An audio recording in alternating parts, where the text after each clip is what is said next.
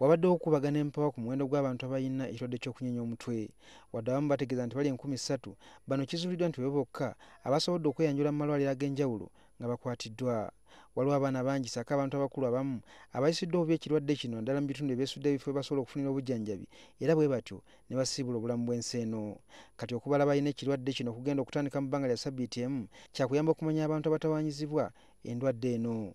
Bw'abadde ayogerako ne bannamawulire olwaleero, omwogezi wa gavumenti Mary Kalolo Kurutu ategeezezza nti Pulezidenti Museveni yalagidde wabeerewo okubala okw'amangu. N'olwekyo Pulezidenti yannyonnyodde baminisitaazi ate ng'aba ng'annyonnyola eggwanga n'agamba nti mu ssabbiiti eno ejja waliwo ttiimu ejja kugenda eyo mu North erabe abaana bameka abalina obulwadde buno ate n'abalala abali kumpi kubanga nabo obulwadde bubakwata. Museveni yabadde akubiriza olukiiko lwa baminisita olunaku lw'eggulo era yalagidde abaminisita b'ebyobulamu okuvaayo n'embalirira ey'amangu okusobola okugula eddagala linaaweebwa abalwadde.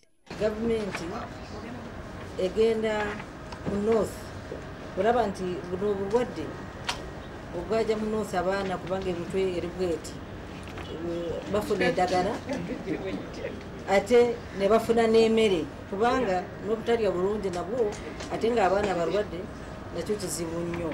Waliwo ebifo gavumenti byetaddewo okujjanjaba abalina ekirwadde kino mu disitulikiti omuli Kitgum, Padeyo ne Lamu.